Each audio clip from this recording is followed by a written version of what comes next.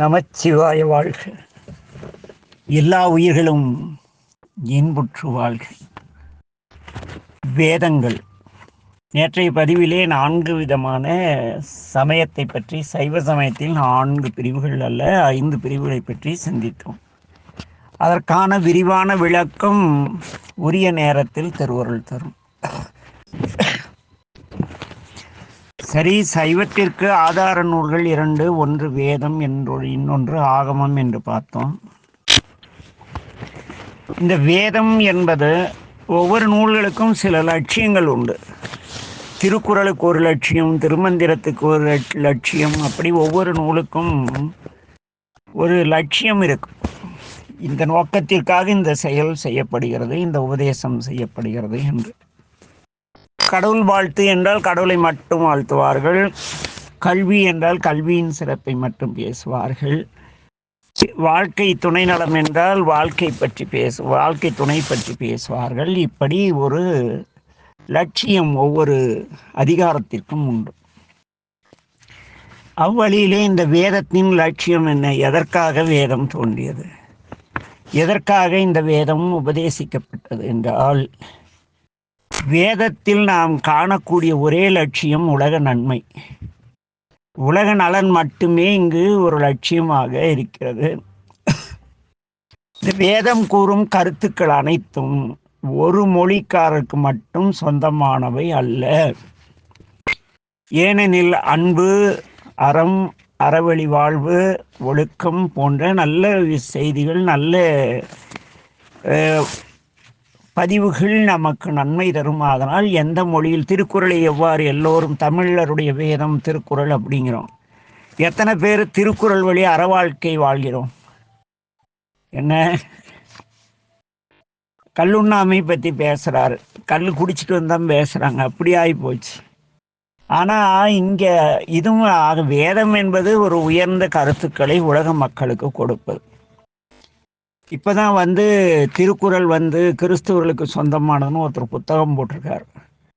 அடுத்தது இவங்க இந்த 4 வேதங்களையும் படித்தா ஐயோ இது நம்மளுக்கு சொந்தமானதும்பாங்க. நம்மளும் ஆமாப்பா நம்மகிட்ட என்ன இருக்குன்னு அப்பாவியாக இருப்போம். ஆக இந்த நிலை மாற இந்த பதிவை நீங்கள் கேட்க வேண்டியது இறையருளால் அவசியமானதாக இருக்கும் என்று நம்புகிறேன். வேதங்கள் என்பவை உலக மக்கள் தர்ம நெறியில் வாழ்ந்து தர்மத்தை செய்யவும் பிறருக்கு சொல்லவும் வாழ்க்கையில் கடைபிடிப்பதற்கும் உரிய அறநூல். இதுவே வேதம். வேதம் ஆதியிலே ஒன்றாக இருந்தது, ஒரே ஒரு வேதம்தான் இருந்தது. அதை பிற்பாடு வேதவியாசர் எழுத்து வடிவிற்கு கொண்டு வந்த பொழுதும் ஒரு பதிவாக இருந்தது. அதற்கு பிறகு அவரே அதை அந்த வேதங்கள் கூறக்கூடிய கருத்துக்களை பொறுத்து, சப்ஜெக்ட் இல்லையா, ஒவ்வொன்றும் ஒரு சப்ஜெக்ட், அதை 4 பிரிக்கிறார். அதில் முதலாவது ரிக். ரிக் என்றால் வார்த்தைகள் அப்படின்னு அர்த்தம். எது சம்பந்தமான வார்த்தைகள்? விவசாயம், பால் தொழில், ஆடு மாடு வளர்த்தல், அன்றைய வாழ்வில் இருந்த வாழ்வியல் முறைக்கு தேவையான விவசாயம் மற்றும் அதை சார்புடைய அனைத்து தொழில்களையும் எப்படி செய்ய வேண்டும், என்ன ஏதுன்னு தெளிவாக சொல்லக்கூடியது ரிக்வேதம். யஜுர்வேதம் என்பது இந்த ரதங்கள் செய்தல், இந்த போர்க்கருவிகள் செய்தல், இதெல்லாம் நம்ம இதில் கூட பார்த்தீங்களா, மகாபாரதத்தில் கர்ணன் யஜுர்வேதம் பயின்றவன், அதில் சிறந்தவன். ஏனெனில் அவர்கள் இந்த வண்டி வாகனங்கள்லாம், தேர், அதெல்லாம் செய்யறதுல கலை தேர்ந்தவர் அவருடைய தந்தையார், அவரை வளர்த்த தந்தையார்.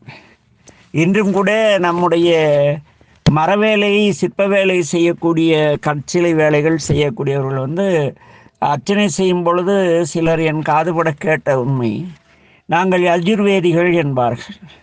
யஜுர்னா என்னன்னே தெரியாது, அந்த புத்தகத்தையே பார்த்துருக்க மாட்டாங்க. இருந்தாலும் பாரம்பரியமாக நம்ம செவி வழியாக நமக்கு வந்த மரபு.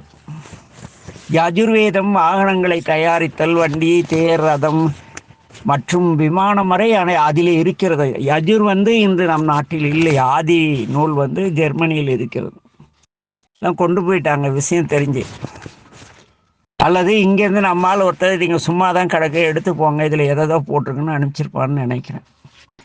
அதற்கு அடுத்து சாமவேதம். சாமவேதம் இசைக்கருவி தயாரித்தல், இசைத்தல், வாய்ப்பாட்டு இவற்றை இந்த ரிக்கில் இருக்கக்கூடிய வசனங்களை கவிதையாக பாட கற்றுத்தரக்கூடிய ஒரு நூல். என்ன ஒன்றும் புரியவில்லையா? உண்மை இதுதான். ரிக்வேதம் விவசாயம், ஆடு வளர்த்தல் அது இதுன்னு அன்றைய வாழ்வியல் தொழிலை பற்றி கூறுவது, விவசாயம் சொந்தமானது. யஜுர் இந்த மர வேலை, தச்சு வேலை, கற்களால் செய்யக்கூடிய திருமேனிகள் மற்றும் ஆலயங்கள், அது இது கட்டமைப்பு, இவற்றை கூறக்கூடியது. அதாவது ஆலயம் அன்று இல்லை, ஆனாலும் இந்த வண்டி வாகனம் போக்குவரத்து எல்லா காலத்துலேயும் புஷ்பக விமானம் வரைக்கும் அந்த காலத்தில் இருந்திருக்குல்ல. ராவணன் வரார் அப்படிங்கிறோம்ல. ஆக யஜுர்வேதம் அது சம்பந்தமானது. சாமவேதம் என்பது ரிக்கிலே வசனமாக இருக்கின்ற வார்த்தைகளை கவிதையாக பாட கற்றுத்தருவது. இதிலே இசைக்கருவிகள், இசை சார்புடைய பொருள்கள், இசைக்கருவிகளை வாசித்தல் முதலியவை வருகின்றன. அடுத்தது அதர்வண வேதம். நம்மால் அதர்வணம்னா மந்திரவாதின்னு நினச்சிக்கலாம். நீங்கள் இந்த யஜுர்வேதிகள் செய்த வில், ஈட்டி, அம்பு, ஒரு கணையை ஏவினால் ஏவுகணைன்னு பேர். அம்பை வில்லில் வச்சு ஏவுனா அதுக்கு அம்புன்னு பேரா, அதுவும் ஏவுகணை தான். இந்த பாஸ்வேர்ட்ஸ் இன்றைக்கி சொல்கிறாங்க இல்லையா, சில பாஸ்வேர்டு தெரிஞ்சால் தான் செல்ஃபோனை ஓப்பன் பண்ண முடியும், சில பாஸ்வேர்டு சொன்னால் தான் அந்த குண்டு வெடிக்கும், அப்படின்லாம் வைக்கிறாங்களே. அதுபோல் இந்த அதர்வண வேதம் என்பது யஜுர்வேதிகள் செய்த அந்த நுணுக்கமான ஆயுதங்களை செயல்படுத்துவதற்கான சூக்குமமான வார்த்தைகள். நீங்கள் நிறைய புராண கதைகள் எல்லாம் படம் பார்த்திருப்பீர்கள். அதில் இந்த அம்பை எடுத்து சொயன்னு விட வேண்டியதானே. ராமரோ யாரோ ஒருத்தர் அம்பு வீசும் பொழுது, முருகனோ வேலை எடுக்கும் பொழுது வேலை எடுத்து நெத்திக்கு நேரம் வச்சு ஏதோ மனைவி அப்புறம் தான் வீசுவாங்க. அப்புறம் அது போய் ஒன்றாய் நாளாய் பலவாய் போய் தாக்குன்னு வைங்க. அந்த பாஸ்வேர்டெல்லாம் இருக்கிறது தான் இந்த அதர்வண வேதம். ஒரு எளிமை பற்றி இவ்வளவு சுருக்கமாக சொல்லிட்டு இருக்கேன். இது 4 வேதங்கள் கூறும் உண்மைகள். மற்றபடி அங்கே நமசிவாயே என்ற ஒரு மந்திரத்தை தவிர வேறு எந்த ஒரு மந்திரங்களும் தெளிவாக பேசப்படவில்லை. இந்த வேதங்களில் 4 விதமான பிரமாணங்கள் இருக்கின்றன. அந்த பிரமாணங்கள் என்னன்னா, பிராமணர்கள் இல்லை, பிரமாணங்கள். இதில் முதலாவது மீமாம்சை, 2வது நியாயம், 3வது புராணம், 4வது தர்மசாஸ்திரம். நம்ம இந்த மீமாம்சமெல்லாம் சைவ சித்தாந்த வகுப்பில் எல்லாம் படிச்சிருப்பீங்க, சைவம் சித்தாந்தம் படிக்கிறவங்க இல்லையா? ஆக இந்த மீமாம்சை, நியாயம், புராணம், மீமாம்சம், நியாயம், புராணம், தர்மசாஸ்திரம் என 4 விதமான தர்ம பிரமாணங்கள். இந்த 4க்கும் தர்ம பிரமாணங்கள்னு பேர். சரி, இந்த வேதம் முடிவாக என்னதான் சொல்லுதுன்னா, அன்பில் நிலைத்தல், அன்பில் திளைத்தல் அல்ல, அன்பில் நிலைத்தல், அன்பு வடிவாக நாம் மாறுவதற்கான வழியை கூறுகிறது. சிவநாட்டத்தை தந்து அன்பில் நிலைத்திருக்கக்கூடிய நிலையை தருகிறது. பல்வேறு கதாபாத்திரங்கள் வேதங்களில் பேசப்பட்டாலும் எல்லாம் சிவத்துள் ஒடுங்குவதாகவே முடிகிறது. அது மட்டுமல்ல, இந்த வேதத்திற்கு சுருதி என்று ஒரு பெயர் உண்டு. அதற்கு காரணம் என்னவென்றால், ஆசிரியராகப்பட்டவர் சீடருக்கு வாய் வழியாக சொல்லப்பட்டது என்று எந்த பொருள் மொழியிலும் எழுதப்படாதது. சுருதி என்ற வார்த்தைக்கு கேட்கப்படுவது என்று பொருள். என்ன ஸ்ருதின? கேட்கப்படுவது. ஆசான் கூற சீடன் கேட்கிறார், அல்லது குரு சொல்ல சீடன் கேட்கிறார். இப்படி இதுதான் வேதத்தினுடைய சுருக்கமான தெளிவு. ஏனெனில் இந்த பதிவு கேட்பவர்கள் பெரும்பாலும் இந்த வேதம் ஐயோ அது அவனது இவனதுங்கிற ஒரு 50-60 ஆண்டு பின்னணியையும் இந்த சைவ சமயத்தில் மொழிப்போர் செய்து இதில் படித்தாதான் போய் திருமுறை கற்றால்தான் போய் திருமுறை நான் இழிவுபடுத்த பேசவில்லை. திருமுறை கற்றால்தான் சிவனடி கிடைக்கும் என்றால் கர்நாடகாவில் பசவண்ணா பாடல்களையோ அக்கம்மா தேவி பதிகங்களையோ அந்த மல்லிகார்ஜுன வர்ணனைகளையோ மற்றதையோ படித்தால் சிவகதி கிடைக்காதா என்ன? நம் மொழி சிறந்தது, நம் திருமுறைகள் மிகச்சிறந்தவை, என்ன எல்லாவற்றையும் சாதிக்கக்கூடியவை. ஆனால் இது மட்டும் நிஜம், மற்றது பொய் என்று சொன்னால் நாம் திருமுறைக்கு துரோகம் செய்த துரோகிகள் ஆகிறோம். திருமுறை என்ன? நால்வர் பொற்றால் எம் உயிர் துணையன்னு சொல்கிறோம்ப்பா. உதாரணத்துக்கு நாளுடைய திருவடிகள் எது? திருமுறைகள். ஆக உடல் துணை என்பது மனைவி. உடல் துணை ஆகிய மனைவியை விற்று ஒருவன் வாழ்வது எவ்வளவு கேவலமானதோ அதுபோல உயிர்த்துணை ஆகிய திருமுறைகளையோ மந்திரங்களையோ விற்று வாழ்வது அதை விட மோசமான ஒரு செயல். அப்படி இந்த வியாபாரிகள், திருமுறை வியாபாரிகள், இவர்கள் இந்த கருத்துக்கு எவ்வாறு, ஏனெனில் இது அவர்களை பாதிக்கக்கூடிய பதிவு இந்த பதிவு. ஆகவே இங்கு சொக்கரையா தமிழுக்கு எதிரி எல்லாம் கிடையாது.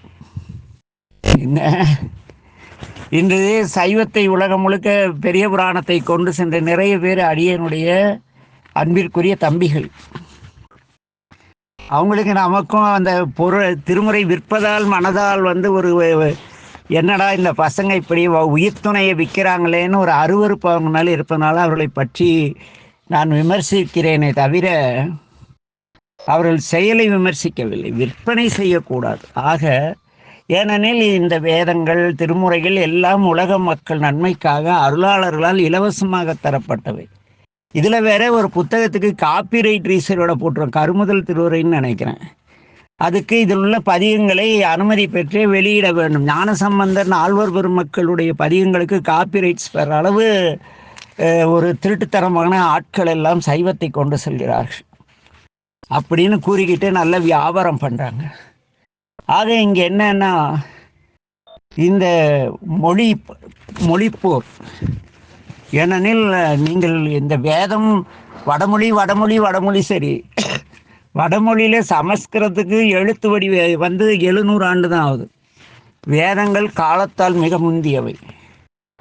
வேதம் என்ற வார்த்தை திருமந்திரத்தில் வருகிறது இல்லையா? நிறைய பழைய நூற்றில் வேதம்ங்கிற வார்த்தை இருக்குது. அப்படிங்குள்ள இது எப்படி 700 ஆண்டுகளுக்கு முன்பு உருவாக்கம் செய்யப்பட்ட ஒரு மொழிக்கு சொந்தமாக, அது மக்களுக்கு புழக்கமில்லாத அழிந்து போன ஒரு மொழி அல்லவா?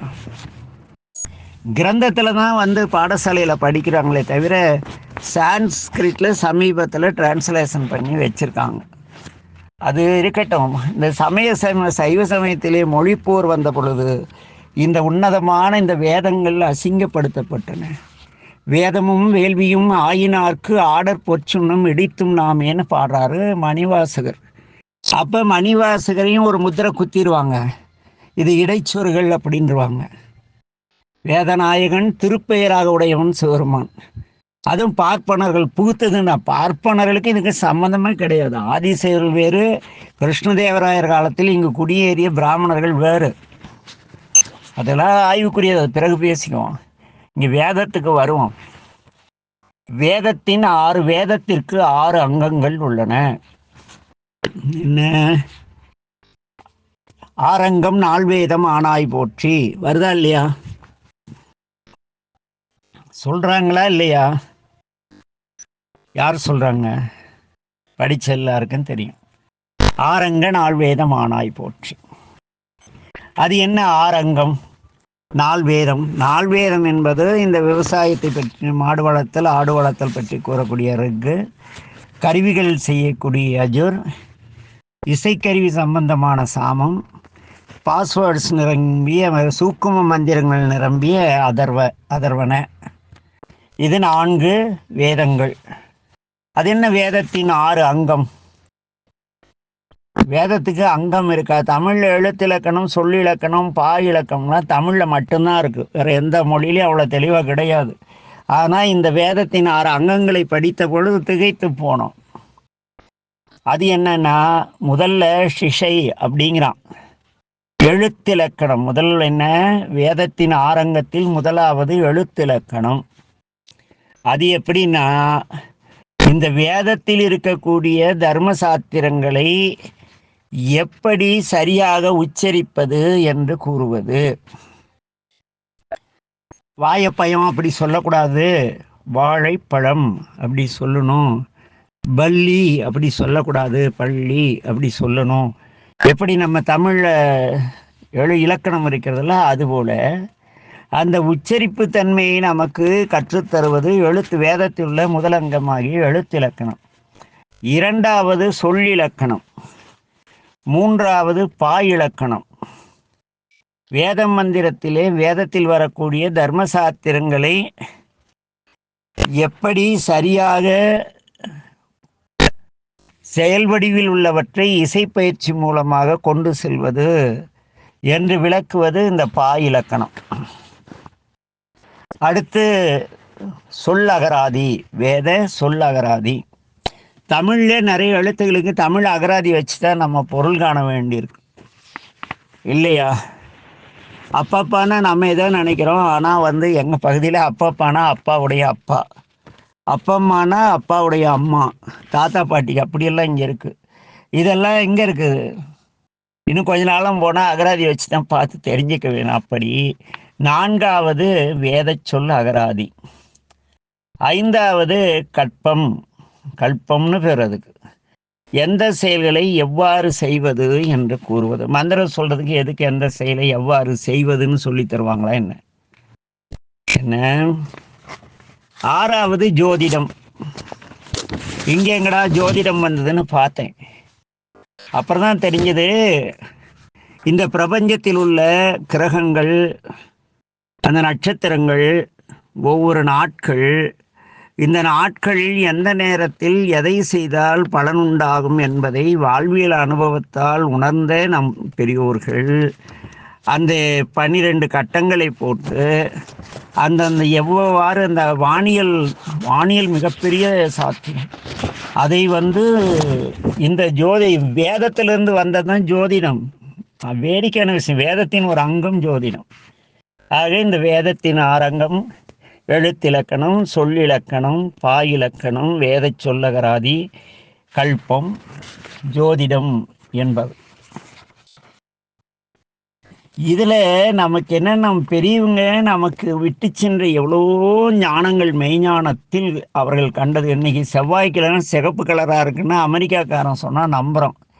இதை நம் சான்றோர்கள் வேத காலத்திலே செவ்வாய்க்கிழமை சிகப்பு நிறமுடையது என்ன, அப்படி ஒவ்வொரு கிரகத்தின் நிறம் உட்பட எல்லாவற்றையும் தங்களுடைய ஏதோ ஒரு துணையாலோ அன்றிருந்த ஏதோ ஒரு வசதியால் கண்டு தெளிந்து அவர்கள் இந்தந்த கிரகங்கள், இந்தந்த நட்சத்திரங்கள் இந்த நாளில் இருக்கும் பொழுது என்னென்ன செய்தால் சிறப்புடைத்து என்று கூறுவது ஜோதிடம். வேதங்கள் இதுதான் கடவுள் என்று கூறுகிறதா என்று கூறினால், இங்கேதான் இந்த வேதத்தை வச்சு கும்பாபிஷேகம் பண்ணுறேன், தமிழ் வேதமும் வடமொழி இவங்களுக்கெல்லாம் இவங்களுக்கு மட்டும் இல்லை, எல்லாருக்கும் ஒரு தெளிவு வேணும். இங்கே வேதங்கள் ஏண்டா இந்து சமயத்தில் மட்டும் இத்தனை கடவுள், சைவ சமயத்தில் எத்தனை கடவுள், விநாயகர், முருகர், அம்பாள், வீரபத்திரர், அது இது 28 திருமேனி, ஏன் இத்தனை அப்படின்னு ஒரு கேள்வி வரணுமில்ல. எப்பொருள் யார் யார் வாய் கேட்பினும் அப்பொருள் மெய்ப்பொருள் காண்பதறிவு. அப்படி வரும்பொழுது வேதத்தில் என்ன சொல்கிறாங்கன்னா பெரியவங்க, இதுதான் கடவுள்னு அவங்க சுட்டி காட்டவே இல்லை. இந்த உலகை மிளறச் செய்யக்கூடிய எல்லா உடல்களிலும் ஒரு சூடு இருக்கும் வரையே எல்லா உடல்களும் இயங்குது இல்லைங்களா? எல்லாமே சூடு தணிஞ்சே புதைச்சி போடுறாங்க, போனோன்றாங்க. ஆக ஒரு வெப்பம் எல்லாருக்குள்ளும் ஒரு ஒளி இருக்கிறது. இந்த பிரபஞ்சத்தை இயக்கக்கூடிய ஒரு பெரிய ஒளிப்பிழம்பு இருக்கிறது. என்ன, அதை நீ உணர்ந்து கொள்ள வேண்டும் என்பதற்காக சொல்லி பார்த்தாங்க. நம்மால் அது எப்படிங்கன்னு வழக்கம் போல கேள்வி கேட்டிருந்திருக்கான். அப்போ அவங்க என்ன சொன்னாங்க, இதுதான் கடவுள் என்று கூறாமல் உனக்காக ஒரு வழியை தேர்ந்தெடுத்துக்கொள், நீ விரும்பும் பெயரில் வழிபடு, வணங்கு, உனக்கு ஞானம் உண்டாகும். எந்த பெயரில் எந்த வடிவில் நீ வழிபட்டாலும் கடவுள் ஒருவரே. இதுதாங்க வேதத்தினுடைய சாரம். வேதம் காட்டும் கடவுள் என்னன்னா, இதுதான் கடவுள்னு வேதம் சுட்டி காட்டவே இல்லை.